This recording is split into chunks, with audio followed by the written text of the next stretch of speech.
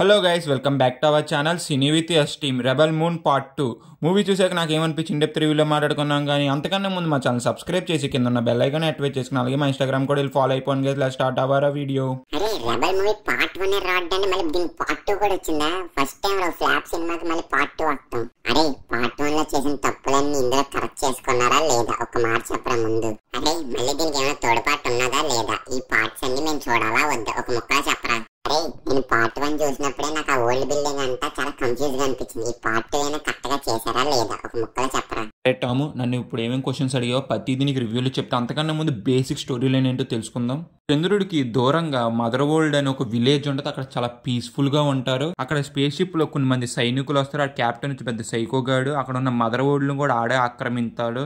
అక్కడ ఉన్న పంటను కానీ ఏదైనా తీసుకెళ్లాలనుకుంటాడు. కానీ అక్కడ ఉన్న విలేజెస్ అయితే ఒప్పుకోరు. తర్వాత ఏమైనది మిగతా స్టోరీ అంతా పార్ట్ 1. అక్కడే మన హీరోయిన్ ఉంటుంది కోరా అని. వాళ్ళని ఎదిరించాలనుకుంటుంది. వాళ్ళని ఎదిరిస్తే ఒక సైన్యం కావాలనుకుంటుంది. సైన్యం వచ్చిందా లేదా, వాళ్ళని ఎలాగ ఎదిరించింది అనేది మీరు పార్ట్ 2లో చూస్తారు. మూవీ అనేది ఫస్ట్ పార్ట్ ఎక్కడ ఎండ్ అయిందో సెకండ్ పార్ట్ అక్కడి నుంచే స్టార్ట్ అవుద్ది. అరే ఈ మూవీ నీకు నచ్చిందా నచ్చలేదు? ఎందుకంటే ఫస్ట్ పార్ట్ నాకు తెలుసు, నేను చూసాను కాబట్టి.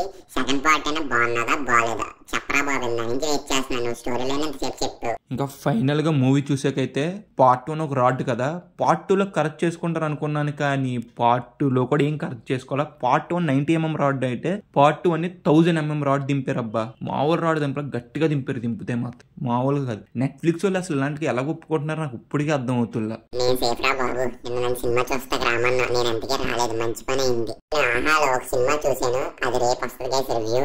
ఫస్ట్ టైం ఛానల్ ఒక ఫుల్ రివ్యూ రాపోతుంది గైస్. రెడీగా ఉండండి రేపు పొద్దున్న. స్నైడర్ మామ ఇలాంటి సినిమాలతో రాకు. ఎందుకంటే నీ రెప్యుటేషన్ పడిపోద్ది. ఎందుకంటే నీ మీద కొంచెం హోప్స్ ఉంటాయి. నువ్వు పార్ట్ 1లో చేసిన తప్పులే నువ్వు పార్ట్ 2లో కరెక్ట్ చేసుకున్నావు అంటే లేదు, పార్ట్ 2లో ఇంకా దారుణంగా చేసుకున్నావు. ఎందుకంటే సినిమాలు తీయత్వైనామానే, లేకపోతే టైం అయినా తీసుకుంటారు, లేకపోతే రైటర్నైనా పెట్టుకో కొత్త వాళ్ళని. కానీ ఇలాంటి రాడ్ సినిమాలతో రొటీన్ రొట్ట కథలతో చాలా ప్రెడిక్టబుల్గా ఫ్లాట్ నెరేషన్తో ఒక్క దగ్గర కూడా ఎంగేజ్ చేయకుండా ఏంటిది అంతా మాకు అసలు. నీ దగ్గర నుంచి అయితే నేను అలాంటిది ఎక్స్పెక్ట్ చేయలేదు మామ. మూవీలో ఫ్లాష్ బ్యాక్ స్టోరీస్ ఉంటాయి. అవి ఎంత చిరాక్గా చూపిస్తాడంటే ఒక్క దగ్గర కూడా మనకి కనెక్ట్ అయ్యేలా ఉండదు. ఆ ఫ్లాష్ బ్యాక్ స్టోరీస్ అయితే చిరాకు తెప్పిస్తాయి. రొటీన్ రొట్ట ఫ్లాష్ బ్యాక్ స్టోరీస్, ఆ ఫ్లాట్ నెరేషన్, ఆ రైటింగ్ కానీ ఏదైనా చాలా డల్గా అనిపించింది మామ మూవీ చూసినంత సేపు కూడాను. మూవీలో ఉన్న ఎమోషన్ సీన్స్ అయితే ఎంత బలవంతంగా చూపిస్తారంటే మీరు ఫీల్ అవ్వండి రా, ఇప్పుడు ఫీల్ అవ్వాల్సిందే మీరు అన్నట్టుగా చూపించారు మామ. ఎమోషన్ సీన్స్ అయితే ఒక్క దగ్గర కూడా ఎమోషన్ అనిపించలేదు తెలుసా. సీన్స్ చూసి చిరాకు వచ్చింది అంతే. నువ్వు కూడా సినిమా చూసుంటే నాకన్నా ఎక్కువ వేసుకుంటావు అన్న రాడ్డు. అలా ఉన్నది మరి సినిమా. మూవీలోని ఎమోషన్స్ చూపించాలి. మరి ఎంతవరకు ఎంత చూపించాలి అంత చూపించాలి. మరి రుద్దుతున్నారా ఎమోషన్స్ అండ్ యాక్షన్ సీక్వెన్సెస్ మరి అంత దారుణంగా. మూవీ అనేది మనం బాగా రొటీన్ రొట్ట కొట్టిన ప్లాట్ అయితే చాలా మూవీస్ చూసినట్టు ఉండదు ప్లాట్ అయితే. మూవీ అంత నెరేషన్ అయితే చాలా ఫ్లాట్ గా ఉండదు. ఫస్ట్ 2 అండ్ మొత్తం ఫ్లాట్ గానే ఉంటుంది. మనకు తర్వాత ఏ సీన్ జరుగుద్దో వెంటనే అర్థమైపోద్ది. అదే సీన్ జరుగుతూనే ఉంటుంది మన మూవీలో. అంత ఫ్లాట్ నెరేషన్ అయితే మనం చూడలేం. బాగా స్లోగా కూడా ఉంటుంది. రన్ టైం కూడా ఎక్కువ ఏం కాదు, 2 hours ఎంతో ఉంటుంది అంతే. ఆ 2 hours అనేది మనం ఎంత ఎంగేజ్ చేయాలి ఆ మూవీ అనేది, అంత ఎంగేజ్ చేయలేకపోయిందని మూవీ అయితే మాత్రం. టోటల్లీ డిసప్పాయింట్మెంట్ అయ్యాను అబ్బాయి మూవీ చూసి నేనైతే.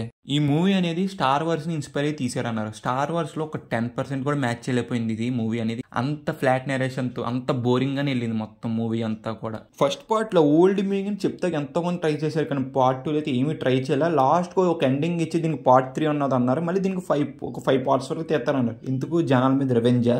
ఓ పిచ్చితనంగానే ఒక ఎరుతనం తప్పించి ఇంకేం అంటాక సరిపోతుంది దీన్ని. మూవీలో స్నైడర్ కట్ అని ఎక్స్నర్ కట్ అంటారు. ఇంక ఈ మూవీలో ఏం చూపిస్తాకలేదు. ఇప్పటికే బోర్ కొట్టేసిన జనాలకి. అది వదిలినా కూడా ఎవడ పట్టించుకోవడం కూడా.